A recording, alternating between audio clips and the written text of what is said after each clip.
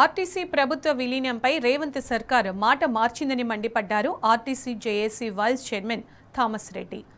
ఎన్నికల్లో హామీ ఇచ్చి అధికారంలోకి వచ్చిన కాంగ్రెస్ నేడు హామీలను మరిచిందని ఆగ్రహం వ్యక్తం చేశారు. ప్రైవేటు వ్యక్తులకు ఆర్టీసీని అప్పచెప్పేందుకు రేవంత్ సర్కార్ కుట్రలు చేస్తోందని మండిపడ్డారు. మహాలక్ష్మి బకాయిలు చెల్లించకుండా ఆర్టీసీని పూర్తిగా నష్టాల్లోకి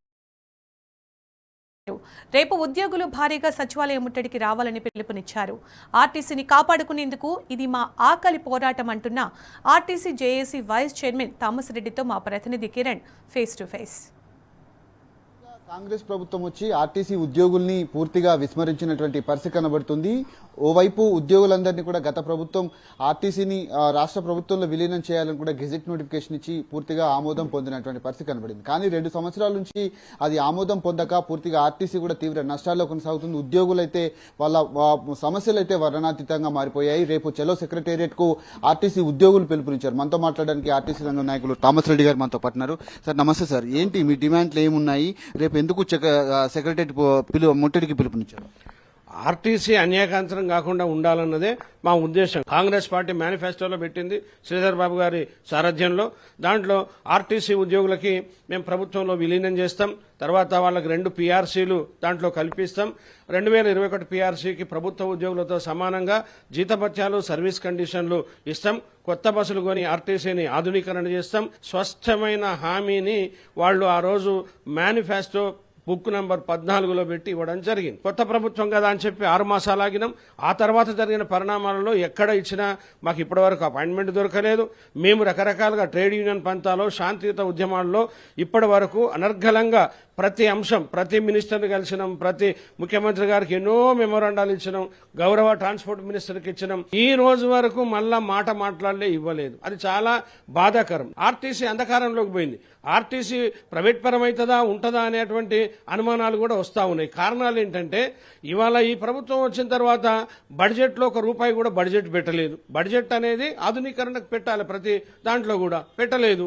అట్లాగే రియంబర్స్మెంట్ గత ప్రభుత్వాలు అన్నీ ఇచ్చేటి, ఈ ప్రభుత్వం రియంబర్స్మెంట్ మొత్తం కూడా ఏది ఇవ్వట్లేదు. మహాలక్ష్మి పథకాన్ని కార్మికులు ఎంత ఇబ్బంది ఉన్నా 48 గంటల్లో దాన్ని సక్సెస్ చేసిన గొప్ప చరిత్ర మా ఆర్టీసీ ఉద్యోగులది. మాకు ఆనాడేం చెప్పిండ్రు, బాగా ఓవర్ వస్తుంది కాబట్టి 350 కోట్లు ప్రతి నెల ఇస్తామని చెప్పి ఈ ప్రభుత్వం వాగ్దానం చేసింది. చేసిందా చేయలేదా చెప్పమనండి. మాకు ప్రతి నెల 350 కోట్లు ఇస్తే మాకు ఇబ్బందే లేదు. కానీ 100 కోట్లో 150 కోట్లో 160 కోట్లో ఇచ్చుకుంటా ఆ జీతాల వరకు సదిరి మిగతాది ఇవ్వకపోవడం వల్ల ఆర్టీసీ ఇబ్బందుల్లో ఉంది. గత ప్రభుత్వం ఆర్టీసీ ఎలక్ట్రిక్ బస్సులను కావచ్చు, లేదంటే కొన్ని బస్సులను కూడా రాష్ట్ర ప్రభుత్వం కొనుగోలు చేసి ఆర్టీసీలో తిప్పింది. కానీ ఇప్పుడు పూర్తిగా ఆ ఎలక్ట్రిక్ బస్సులన్నింటినీ కూడా ప్రైవేట్ పరం చేసే విధంగా ఒక సంస్థకు అప్పగించి పూర్తిగా వాటిని ఆర్టీసీలో తిప్పడం వల్ల చాలా వరకు ఉద్యోగులు మనగడ కూడా ప్రశ్నార్థకంగా మారుతుందనే వాదనలు వినిపిస్తున్నాయి. ఎప్పుడైనా ఏ ప్రభుత్వమైనా ఆర్టీసీకి పెట్టుబడి పెట్టి కొత్త బస్సులు కొనిచ్చేటువంటి అనవాయితీ ఉంది. గత ప్రభుత్వాలన్నీ కూడా కొనిచ్చాను.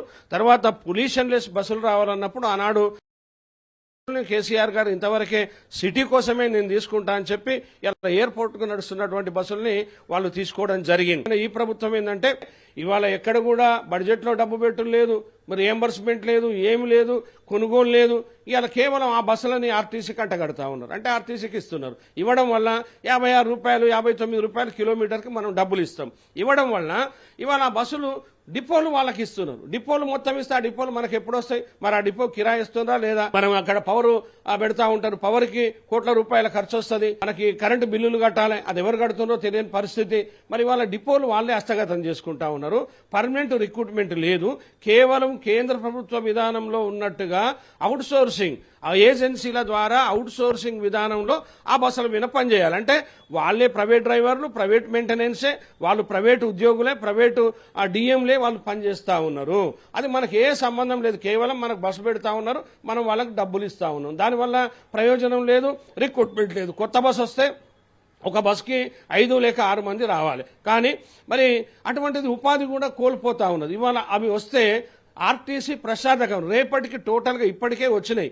ఇప్పుడు డీజిల్ బస్సులన్నీ కూడా స్క్రాప్ అయిన బస్సులు ఉన్నాయి ఆర్టీసీలో మొత్తం. అవన్నీ కూడా త్వరలో ఇంకొక 6 నెలలు 1 ఇయర్లో మొత్తం వెళ్ళిపోతే ఇక మొత్తం అవే బస్సులు పెడితే ఆర్టీసీ ఉండదు, పర్మనెంట్ ఉద్యోగులు ఉండరు, అట్లా అందరు పోతారు.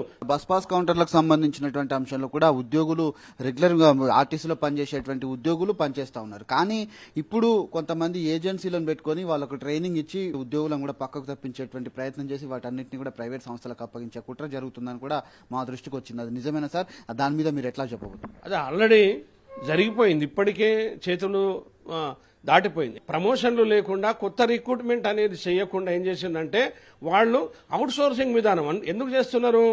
ఇక ఎట్లాగూ ఈ ఆర్టీసీ ఉండదు, పోతుంది కాబట్టి కొత్త వాళ్ళని పెట్టొద్దు అనే నెపంతో మాకున్నటువంటి కార్గోను కూడా ప్రైవేట్కి ఇచ్చేసారు. అంటే ఇది ఆర్టీసీ అంధకారంలోకి వెళ్ళిపోయిందని చెప్పి ఇప్పటికే చెప్పొచ్చు. నేను ఒకటే అడుగుతా ఉన్నా, ఇలా మీ ద్వారా ప్రభుత్వానికి రిక్వెస్ట్ చేస్తా ఉన్నా, ఆర్టీసీ ఏమో ప్రజా రవాణా, ప్రజలకి రవాణా చేయాలి, ఇది బలహీన వర్గాలు, బడుగు వర్గాలు, విద్యార్థులు ఇట్లా ఉండేటువంటి సంస్థ. మరి దీన్ని బలహీనం చేయకుండా మీరు ఎలక్ట్రిసిటీకి 11,000 కోట్ల అప్పు ఉంటే వాళ్ళకి డబ్బులు ఇచ్చి వాళ్ళకి బడ్జెట్లో పెడతారు. అట్లాగే మెట్రో ఉంది, మెట్రోని ఇవాళ వాళ్ళని తీసేసి ప్రభుత్వమే హస్తగతం చేసుకొని మీరు తీసేసుకొని ఇవాళ నడుపుతా అని చెప్పి రేపు ఫస్ట్ నుంచి ప్రపోజల్స్ ఉన్నాయి. మరీ నష్టాల్లో ఉన్న మెట్రో, ఇది మెట్రోని నడపడం అంటే ఆషామాషి కాదు. మరి మా కాళ్ళ మీద మేము నిలబడి నడిపే ఆర్టీసీకేమో వాటాదానం లేదు, ఇచ్చే పరిస్థితి లేదు అనుకుంటే ఈ ఆర్టీసీని జనాలలో కానీ మేధావుల్లో కానీ అనుమానం వస్తా ఉన్నాయి. ఎందుకు ఇవాళ అటువంటి సంస్థలని తాయిలా పడ్డ వాటిని తీసుకుంటే ఆర్టీసీని ఎందుకు తీసుకుంటా ఉన్నారు? ఇలా ఆర్టీసీకి అప్పులు ఉన్నాయి. ఎన్ని ఉన్నాయి? 2,350 కోట్ల వరకు దాదాపు ఆర్టీసీకి అప్పులు ఉన్నాయి. మరి ఆస్తులు ఎన్ని ఉన్నాయి? లక్షల కోట్ల ఆస్తులు అయితే ఆర్టీసీకి ఉన్నాయి కదా. అటువంటప్పుడు మళ్ళీ ఆర్టీసీకి ఈ డిఓటీ, బీఓటీ, లీజుకి ఇచ్చుడు ఇవన్నీ కూడా చేయాల్సిన అవసరం లేదు. రేపు జరిగేటువంటి చలో సెక్రటరీ పిలుపు కావచ్చు, గత ప్రభుత్వం ఏం చేసింది, ఈ ప్రభుత్వం ఏం చేసిందంటే ఏం చెప్తారు? రేపు కార్యక్రమం ఎట్లా ఉండవు? ఎన్నికల మేనిఫెస్టోలో ఏదైతే కాంగ్రెస్ పార్టీ పెట్టిందో తూచా తప్పకుండా మాట ఇచ్చి ఇంప్లిమెంట్ చేయాలి. అపాయింటెడ్ డే చట్టం ఉంది, ఆ చట్టాన్ని క్యాన్సిల్ చేయడానికి లేదు. ఎందుకంటే గవర్నర్ అప్రూవల్ అయి చట్టం అయిపోయిన తర్వాత కూడా దాన్ని పెండింగ్ లో పెట్టినారు, అది సరైంది కాదు.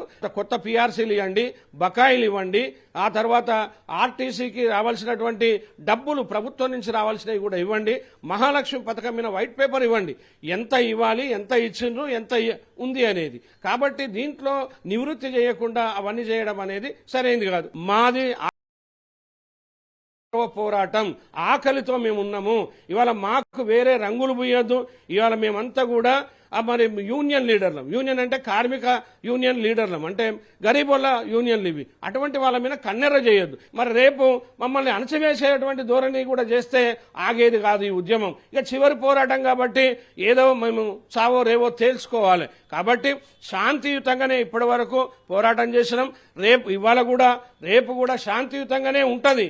కానీ మీ యొక్క మాట మీద ఉంటది. ఎందుకంటే ఆర్టీసీ ఉండదు, ఇక మాకు జీవితాలు ఉండవు అనుకున్నప్పుడు ఇబ్బందులు వస్తాయి. కాబట్టి కార్మికుల యొక్క మనోభావాలను దెబ్బతీయకుండా చూడండి. ఆర్టీసీ ఉద్యోగులు యూనియన్లకు అతీతంగా, కుల మతాలకు అతీతంగా అన్ని అసోసియేషన్లు, సంఘాలు, కార్మికులు, ఉద్యోగులు అందరూ కూడా రేపు రావాల్సిన అవసరం ఉంది. దయచేసి ఆలోచించమని కోరుతా ఉన్నా. ఇది వారు చెప్తున్నటువంటి పరిస్థితి కనబడుతుంది. ఖచ్చితంగా రేపు ప్రతి ఒక్క ఆర్టీసీ ఉద్యోగి కదిలి రావాలి. ఇచ్చినటువంటి హామీలు నెరవేర్చకుండా రేవంత్ రెడ్డి ప్రభుత్వం గత 2 సంవత్సరాల నుంచి ఆ హామీలన్నీ కూడా విస్మరించింది. పూర్తిగా ఆర్టీసీ ఉద్యోగులంతా కూడా ఆకలితో ఉన్నారు. పూర్తి స్థాయిలో ఇచ్చినటువంటి పాత బకాయిలు ఏవైతే ఉన్నాయో అవన్నీ కూడా పూర్తిగా రాకపోవడంతో తీవ్ర ఆవేదన చెందుతున్నారు. మరోవైపు ఎలక్ట్రిక్ బస్సుల పేరుతో రాష్ట్ర ప్రభుత్వం చేసినటువంటి కుట్రలు కూడా తమ ఉద్యోగాలకు కావచ్చు, తమ కుటుంబాలను రోడ్డున పడేసే విధంగా ఉన్నాయి. ఖచ్చితంగా వాటిని రాష్ట్ర ప్రభుత్వమే కొని ఆర్టీసీకి అప్పగిస్తే తప్ప ఉన్నటువంటి ఉద్యోగులంతా కూడా బ్రతికి బట్టగట్టలేనటువంటి పరిస్థితులు ఉంటాయని కూడా తాను హెచ్చరిక అయితే చేస్తా ఉన్నారు. రేపు జరగబోయేటువంటి కార్యక్రమానికి పెద్ద ఎత్తున తరలి రావాలని కూడా తాను పిలుపునిస్తున్నారు. కెమెరా మధుతో కిరణ్ టీ న్యూస్, హైదరాబాద్.